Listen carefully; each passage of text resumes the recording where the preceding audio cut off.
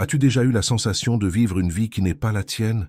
De te réveiller chaque matin avec tout apparemment en ordre, mais avec un vide silencieux qui grandit à l'intérieur? Peut-être que ce que tu appelles tristesse, apathie ou même dépression n'est pas un problème à corriger, mais un message urgent de ton âme. Imagine découvrir que ce malaise qui te paralyse est en réalité un appel, une invitation à une transformation profonde, à une vie dotée d'un véritable sens. Et si je te disais qu'il existe un chemin qui ne promet pas de solution magique, mais quelque chose d'encore plus précieux, la reconnexion avec qui tu es vraiment. Reste jusqu'à la fin, et tu comprendras pourquoi tout ce qui te semblait être la fin peut en fait être ton véritable recommencement. Nous vivons une époque où il est facile de considérer la dépression uniquement comme un déséquilibre chimique du cerveau, une conséquence du stress, de la fatigue, des traumatismes du passé ou des exigences excessives du monde moderne. Et oui, tout cela joue un rôle, mais il y a quelque chose de plus profond, quelque chose qui échappe souvent au regard pressé de la science, à la course du quotidien, aux médicaments qui fait taire sans écouter. C'est là qu'entre en scène une vision puissante, rare et dérangeante, proposée par Carl Gustav Jung, l'un des plus grands penseurs du XXe siècle. Jung ne voyait pas la dépression comme une simple panne du corps ou de l'esprit. Pour lui, c'était un cri de l'âme, une protestation silencieuse venue de l'intérieur réclamant de l'attention, un appel à cesser de vivre ce qui n'a plus de sens. Il appelait cela la névrose de manque de sens. Cette idée peut paraître inconfortable au premier abord, car elle nous oblige à regarder en nous-mêmes avec honnêteté. La plupart d'entre nous passons une grande partie de notre vie à suivre des chemins que nous n'avons pas choisis. Nous empruntons des routes imposées par les attentes, les normes sociales, les devoirs familiaux, les idées de réussite qui ne nous appartiennent pas. Et pendant un certain temps, nous parvenons à sauver les apparences. Nous sommes de bons professionnels, des partenaires fiables, des parents dévoués. Mais à un moment donné, quelque chose en nous s'éteint. L'énergie disparaît, l'enthousiasme s'évapore, le désir de vivre se dissout. Et cet effondrement, contrairement à ce que beaucoup croient, n'est pas un défaut, c'est un refus. L'âme refuse de continuer une vie qui n'est pas la sienne. Ce refus n'est ni hystérie, ni faiblesse. C'est une sagesse profonde. C'est l'inconscient qui tente d'interrompre le théâtre qu'est devenu notre existence.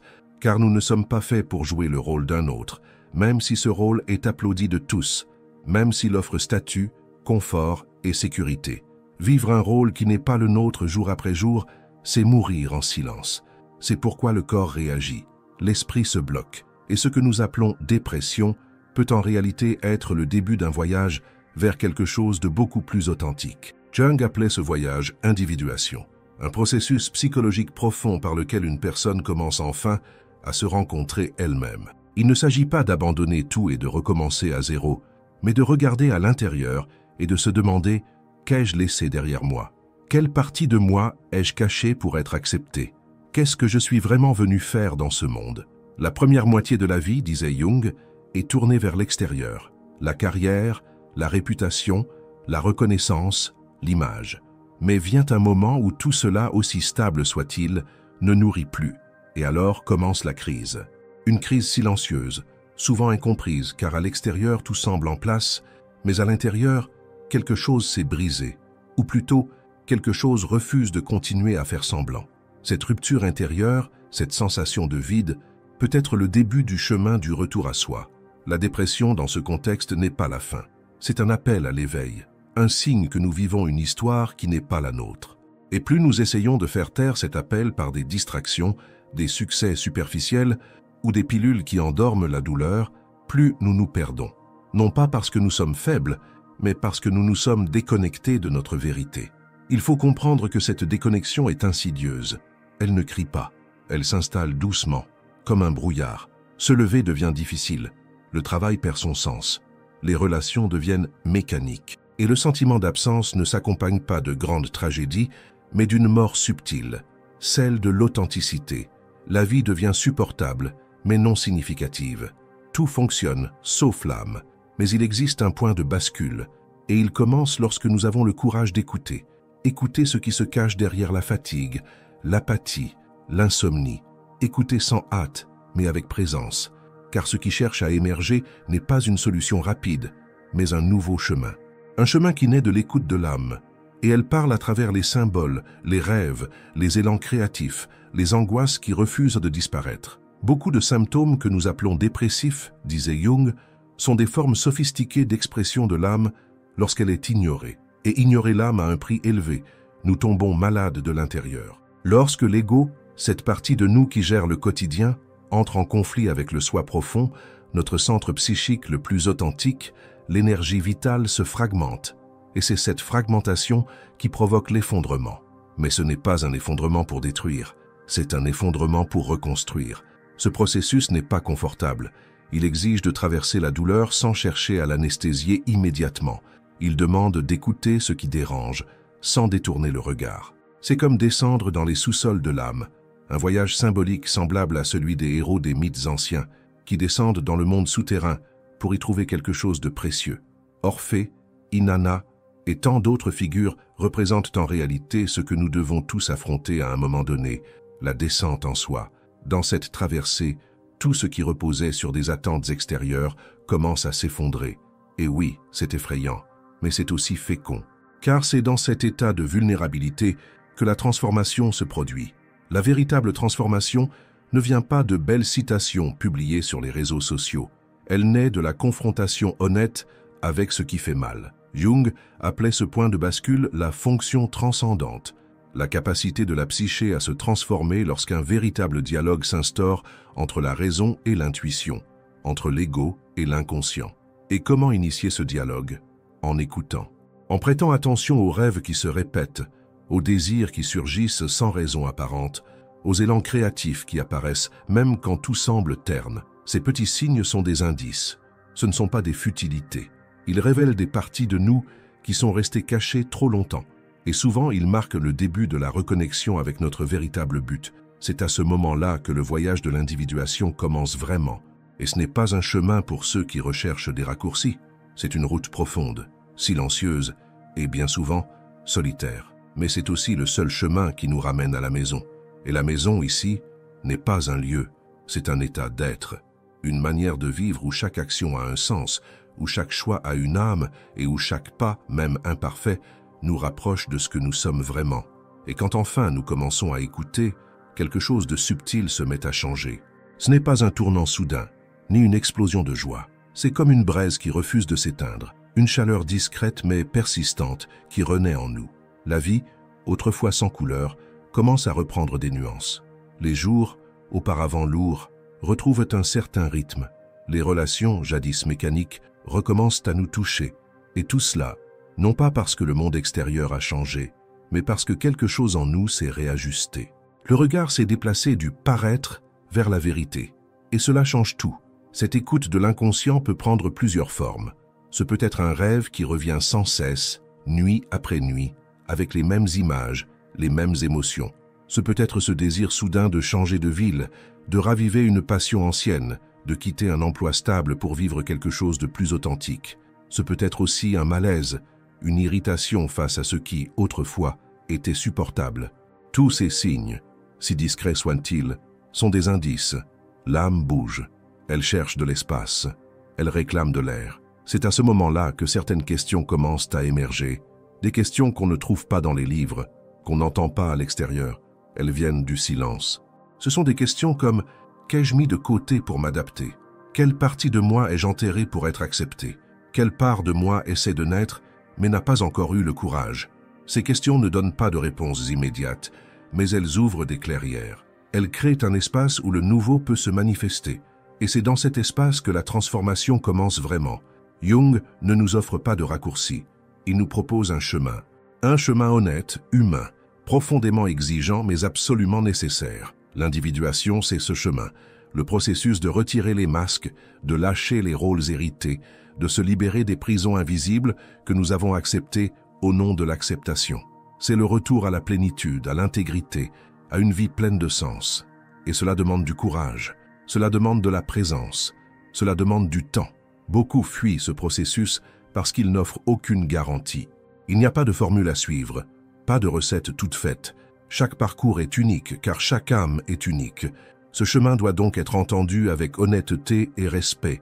Il ne s'agit pas de tout rompre, mais de commencer à réaligner, à ramener plus de vérité dans nos choix, à cesser de nous violenter pour entrer dans des moules, et surtout à accueillir avec douceur la douleur qui accompagne le changement, car oui, cela fera mal. Non pas parce que nous sommes faibles ou fautifs, mais parce que nous sommes en train de renaître. Et toute renaissance exige une mort symbolique, la mort de la persona, du faux moi, des versions que nous avons créées pour plaire, survivre ou être admirés. C'est un processus qui peut sembler solitaire, mais qui, en réalité, nous rapproche de quelque chose de bien plus grand, de nous-mêmes, de la vie dans sa forme la plus pure. Et lorsque nous commençons à vivre ainsi, quelque chose se guérit, pas du jour au lendemain, pas de manière linéaire, mais en profondeur. Ce qui était vide se remplit de sens. Ce qui était apathie devient curiosité. Ce qui était douleur se transforme en sagesse. Et dans ce processus, nous devenons capables non seulement de mieux vivre, mais aussi d'inspirer d'autres à écouter, eux aussi, l'appel de leur âme. Rien de tout cela ne se fait dans la hâte. L'individuation n'a pas de délai, mais elle commence par un pas. Écoutez. Écoutez vraiment. Sans filtre, sans jugement, sans empressement à réparer. Juste écouter. Et à partir de là, avancer, un pas après l'autre. Car lorsque nous nous alignons sur notre vérité, même le silence a un son, et même la douleur trouve une voix. Et dans cette écoute, nous découvrons quelque chose qu'aucune technique ni aucune méthode ne peut offrir, la reconnexion. Si tu es arrivé jusqu'ici, c'est peut-être qu'une partie de toi a déjà commencé ce processus. Peut-être ressens-tu cet appel. Et si c'est le cas, sache-le, tu n'es pas seul. Il y a un chemin, une direction, une sortie, et elle commence à l'intérieur de toi.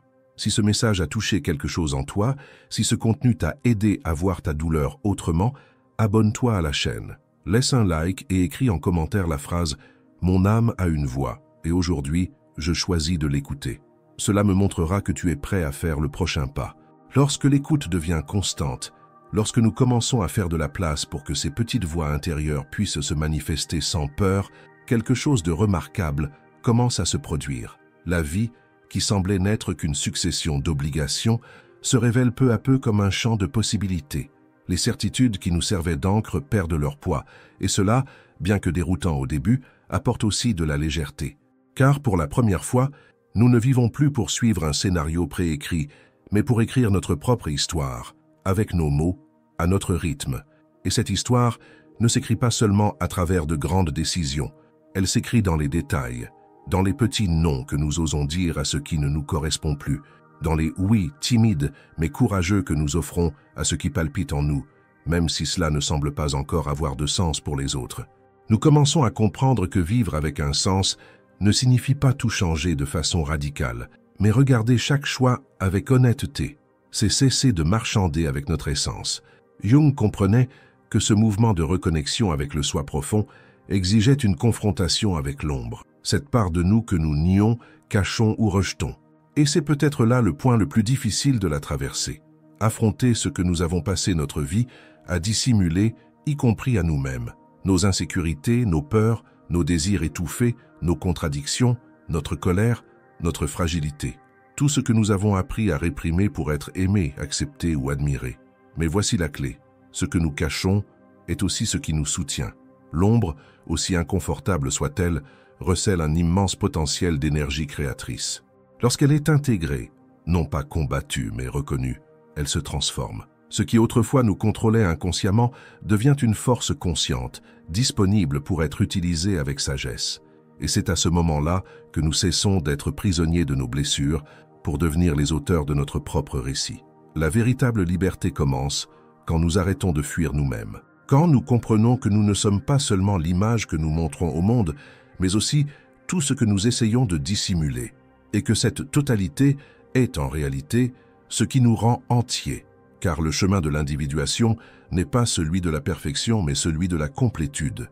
Être entier, ce n'est pas être toujours positif, calme ou productif. Être entier, c'est être vrai. C'est accueillir les parts en conflit, apprendre à vivre avec les tensions intérieures sans chercher à les éliminer. C'est reconnaître que nous sommes faits de lumière et d'ombre, et que chacune d'elles a quelque chose à nous enseigner. Dans ce processus, beaucoup ressentent la tentation de revenir en arrière, de reprendre l'ancienne vie, celle qui était prévisible, même si elle était sans âme. Mais une fois que l'âme s'éveille, il est impossible de se rendormir. La douleur de vivre déconnecté devient insupportable, C'est pourquoi cette traversée demande de la patience, de la compassion envers soi-même et une foi profonde dans son intuition. Car souvent, nous n'aurons aucune certitude, nous n'aurons qu'un ressenti, une voix intérieure murmurant « ce chemin a plus de sens ». Et peu à peu, c'est cette voie que nous devons suivre. Et plus nous avançons, plus nous réalisons que nous ne sommes pas seuls. Même si ce chemin est personnel, il n'est pas solitaire. D'autres, sans forcément le dire, cherchent eux aussi cette même reconnexion. Ils en ont assez des masques, des performances, des attentes des autres. Eux aussi sentent qu'une force intérieure veut vivre une vie plus authentique. Et lorsque nous nous permettons d'être nous-mêmes, nous offrons aux autres la permission de faire de même. Notre processus d'individuation devient alors une contribution au monde, silencieuse, mais puissante. Il existe une phrase profonde dans l'œuvre de Jung. On ne peut pas illuminer les ténèbres en les combattant, mais en y apportant de la lumière. Et apporter de la lumière, ce n'est pas faire semblant que tout va bien. C'est accepter qu'il y ait de la douleur, de la perte, du vide, et avancer malgré tout. C'est faire confiance au fait que, même au milieu du chaos, une intelligence plus grande guide le processus. Quelque chose en nous connaît le chemin, même lorsque l'esprit doute. Et c'est cette part-là qu'il faut apprendre à écouter plus souvent. Les rêves demeurent l'un des moyens les plus directs que l'inconscient utilise pour communiquer. Ils nous révèlent des images que la logique ne peut pas comprendre, mais que l'âme saisit instantanément. Un symbole, un paysage, une figure récurrente, tout cela porte des messages qui, lorsqu'ils sont interprétés avec sensibilité, nous ramènent au centre. C'est pourquoi cultiver l'habitude de noter ses rêves, de réfléchir à leur signification, d'observer ce que l'on ressent au réveil, peut être un geste simple, mais profondément transformateur. De la même manière, les élans créatifs sont des fenêtres ouvertes par l'âme. Quand nous avons envie de peindre, d'écrire, de chanter, de danser ou de créer quelque chose de nouveau, peu importe quoi, nous recevons une visite de notre essence. Il ne s'agit pas de produire pour être vu, ni de bien faire. Il s'agit de laisser quelque chose circuler, de donner forme à ce qui n'a pas de mots mais demande à exister. Ces gestes simples, dessiner sans but, écrire une lettre qui ne sera jamais envoyée, danser seul dans le silence, peuvent ouvrir des portes intérieures, restées fermées depuis des années. Souvent, la reconnexion commence ainsi, par de petits actes, presque insignifiants aux yeux du monde, mais profondément symboliques pour celui qui les vit. Et c'est pourquoi le chemin du sens ne se révèle pas à travers de grands signes. Il se construit dans le quotidien, dans les choix discrets, dans le regard attentif, dans le silence respecté, dans la présence à soi-même. Car au fond, le but n'est pas quelque chose qui se trouve à l'extérieur, attendant d'être découvert. Il est à l'intérieur, attendant d'être reconnu. Reconnaître le sens de sa vie, c'est souvent se souvenir de ce qui a toujours été là. C'est reprendre quelque chose que nous aimions autrefois et que nous avons laissé de côté. C'est assumer un talent qui a toujours résonné en nous, mais qui a été jugé impraticable. C'est accueillir une inquiétude qui nous accompagne depuis des années. Tout cela sont des indices, des signes, des invitations. Et lorsqu'on les prend au sérieux, ils nous ramènent à nous-mêmes. Il ne s'agit pas de tout abandonner pour chercher une nouvelle vie. Il s'agit d'insuffler de l'âme dans la vie que nous avons déjà, de nous permettre d'être plus vrais dans chacun des rôles que nous occupons, d'ajuster les trajectoires, de revoir nos priorités, de dire plus souvent « cela ne me représente plus » et d'avoir le courage de dire « c'est par ici que je veux aller ». Car la vie n'a de sens que lorsqu'elle est vécue dans la vérité, et il n'y a de vérité que lorsqu'il y a écoute. Poursuivre ce chemin, c'est choisir de vivre avec plus de présence. C'est accepter que tout ne sera pas clair, ni toujours léger, mais que malgré cela, cela vaut la peine. Car vivre avec sens ne signifie pas absence de douleur, mais présence de l'âme. Et lorsque l'âme est présente, même les moments difficiles prennent de la profondeur. La tristesse devient enseignement, le silence devient refuge, et le voyage, autrefois sans direction, trouve enfin son cap. À mesure que cette direction se révèle, non pas comme une carte détaillée, mais comme une boussole intérieure qui indique subtilement la voie, nous commençons à comprendre qu'il ne s'est peut-être jamais agi de avoir des certitudes, mais d'apprendre à faire confiance à nos propres signes, faire confiance aux émotions qui reviennent sans cesse, faire confiance à ce malaise qui, bien que désagréable, nous pousse hors de la zone de confort. Car le véritable appel de l'âme ne se manifeste presque jamais comme un ordre clair. Il se présente plutôt comme une question persistante, comme un sentiment qui ne se tait pas, comme une envie qui résiste, même après tant de tentatives pour l'ignorer. C'est alors que la marche devient plus légère, non parce que les problèmes disparaissent, mais parce que nous avançons enfin sur un chemin qui nous appartient. Nous cessons de vivre en mode automatique. Nous cessons d'être de simples spectateurs de notre propre histoire. Nous devenons participants actifs de notre existence, avec présence, intention et vérité. Et, ironiquement, c'est souvent à ce moment-là que nous réalisons que tout ce que nous cherchions à l'extérieur, la paix, la joie, la clarté, a toujours été à l'intérieur, enfoui sous des couches et des couches d'adaptation. Les masques sociaux que nous avons appris à porter depuis l'enfance ne disparaissent pas du jour au lendemain. Ils sont enracinés dans des années de conditionnement, dans des peurs profondes du rejet, de l'abandon ou de l'échec. Mais à chaque pas sur ce chemin d'écoute et de reconnexion, ces couches commencent à s'adoucir. Nous apprenons à nous regarder avec plus de bienveillance, à comprendre que beaucoup de nos choix n'étaient pas faux. Ils étaient simplement les seuls possibles au niveau de conscience que nous avions. Et cela change tout, car cela nous libère du poids de la culpabilité et ouvre l'espace à la puissance de la responsabilité. Assumer la responsabilité de sa propre vie n'est pas un fardeau, c'est une libération, car cela signifie que nous n'avons plus besoin d'attendre que le monde nous donne la permission d'être nous-mêmes. Nous n'avons plus besoin de modeler notre existence pour correspondre aux attentes des autres. Nous pouvons, avec courage et authenticité, commencer à dire oui à ce qui résonne avec notre âme, et non à ce qui paraît seulement correct aux yeux du monde. Nous pouvons regarder nos blessures avec respect, non comme des ennemis, mais comme des messagères, car c'est exactement ce qu'elles sont, des signes qu'une part essentielle de nous cherche à s'exprimer. Jung disait que la souffrance a une fonction, et aussi inconfortable que cela puisse paraître, c'est vrai. Souffrir sans comprendre pourquoi est l'une des expériences les plus déchirantes de l'existence. Mais lorsque nous commençons à percevoir que cette douleur a un but, qu'elle indique un détour, qu'elle crie pour une reconnexion, quelque chose s'apaise en nous. La souffrance cesse d'être une fin en soi, elle devient le portail d'une transformation. Et oui, franchir ce portail est exigeant. Cela demande l'humilité de reconnaître que, malgré tous nos efforts, nous avons peut-être construit une vie fondée sur les attentes des autres. Cela demande du courage pour rompre le cycle du plaire, du prouver, du remplir les attentes. Cela demande de l'écoute pour percevoir ce qui a été laissé derrière, ce qui a été réduit au silence, ce qui continue à vibrer malgré le temps. Mais surtout, cela demande la volonté de retrouver qui nous sommes vraiment, non pas l'image idéalisée, non pas le personnage social, mais l'être essentiel qui aspire à exister avec sens. Et le sens ne se mesure pas par des critères extérieurs. Il se ressent, il se perçoit dans le corps, dans la respiration, dans l'éclat du regard. Lorsque nous faisons quelque chose en accord avec notre mythe personnel, ce que Jung décrivait comme la trame unique de chaque être, nous ressentons une vibration différente. L'énergie revient, la légèreté apparaît, la fatigue peut encore exister, mais elle est désormais accompagnée de présence. Car vivre avec un sens ne nous épargne pas l'effort. Il donne à cet effort une signification, et c'est précisément cela qui nous guérit. La reconnexion avec le sens est ce qui transforme la dépression existentielle en une traversée porteuse de direction. L'âme, autrefois silencieuse, commence à se manifester à travers de petits miracles du quotidien. Nous percevons de la beauté là où il n'y avait que du gris. Nous ressentons de la joie dans les choses simples. Nous nous émouvons des subtilités.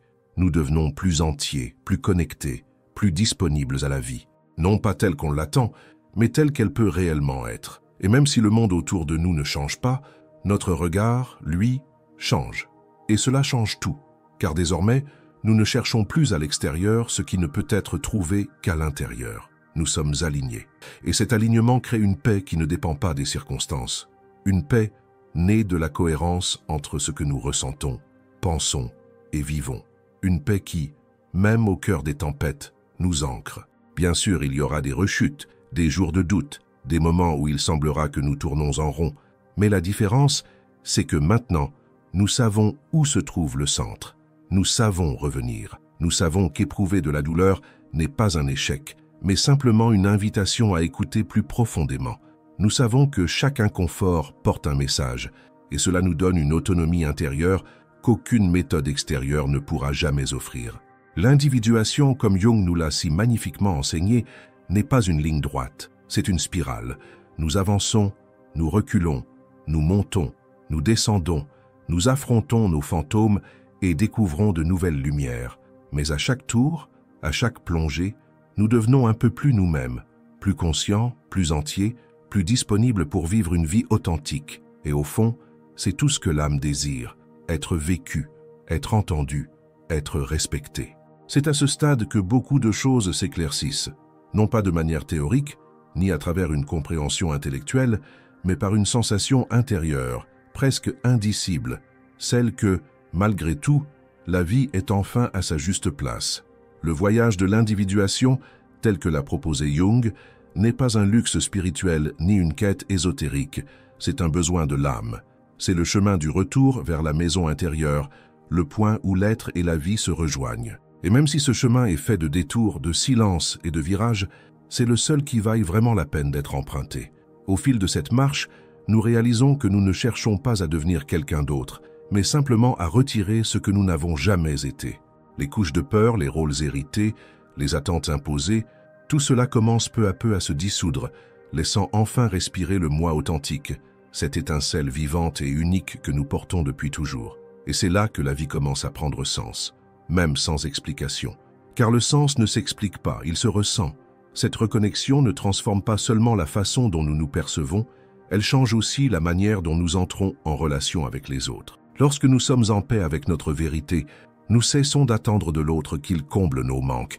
Nous cessons d'exiger qu'il nous comprenne entièrement ou qu'il nous valide. Nous commençons à aimer avec plus de liberté, plus de présence et moins de peur. Nous nous relions aux autres avec davantage d'empathie, car nous savons désormais que chacun lutte, à sa manière, pour retrouver son âme. Et alors, avec le temps, les douleurs qui paraissaient jadis être des ennemis se révèlent comme des maîtres. La tristesse nous a appris à regarder à l'intérieur. L'anxiété nous a montré que nous essayons de vivre en dehors de notre rythme. Le vide a révélé où manquait la vérité. La solitude nous a présenté à nous-mêmes. Tout ce qui a fait mal, tout ce qui a pesé, tout ce qui a crié, aujourd'hui prend sens, car cela nous a conduits jusqu'ici. Et aussi difficile que cela ait été, rien n'a été vain. C'est cela la renaissance dont parlait Jung. Non pas une renaissance idéalisée, pleine de promesses et d'euphorie, mais une renaissance silencieuse, réelle, transformatrice. Celle qui arrive lorsque nous nous regardons dans le miroir et que, enfin, nous reconnaissons la personne qui s'y trouve. Lorsque nous nous laissons à nouveau émouvoir par les petites choses. Lorsque nous retrouvons le rire léger. Lorsque nous nous réveillons le matin et que, ne serait-ce que quelques secondes, nous sentons qu'il est bon d'être là. La vérité, c'est que l'âme n'a jamais cessé de parler. C'est nous qui, par peur, par précipitation ou par habitude, avons cessé de l'écouter. Mais aujourd'hui, nous savons qu'il est possible d'écouter à nouveau, qu'il est possible de renouer le fil, qu'il est possible de vivre une vie qui soit vraiment la nôtre, une vie qui ne nous épuise pas, mais qui nous élargisse, qui ne nous étouffe pas, mais nous inspire, qui ne soit pas parfaite, mais pleine de sens. Et au terme de ce voyage, ou plutôt à ce moment du chemin où nous nous trouvons, il devient clair que la dépression, l'angoisse, la fatigue profonde n'étaient pas des monstres à combattre, mais des signaux d'une âme en détresse, et qu'en répondant à cet appel avec écoute, courage et présence, nous entamons un processus de guérison qu'aucune solution rapide ne saurait offrir. Carl Jung nous a laissé une carte, non pas pour la suivre à la lettre, mais pour nous rappeler qu'un chemin existe, un chemin qui demande le courage d'affronter l'ombre, l'humilité d'abandonner le contrôle et la foi nécessaire pour marcher dans l'obscurité jusqu'à ce que la lumière intérieure s'allume. Voilà l'invitation, voilà le sens, voilà la sortie. Non pas vers un monde idéal, mais vers le monde réel, le nôtre, avec vérité, avec âme, avec sens. Si ce message a touché ton cœur, si d'une manière ou d'une autre tu t'es senti compris, accueilli ou inspiré par ce voyage intérieur, je t'invite à faire un pas de plus. Abonne-toi à la chaîne. Cela m'aide à continuer à créer des contenus profonds et transformateurs comme celui-ci. Laisse un like si cette vidéo a résonné en toi et partage-la avec quelqu'un qui a peut-être besoin d'entendre exactement cela aujourd'hui. Et dans les commentaires, écris la phrase « Je choisis de vivre avec vérité et avec sens ». Ainsi, je saurai que tu es engagé dans ton propre chemin de transformation. Ta présence fait toute la différence. Merci d'avoir marché avec moi jusqu'ici.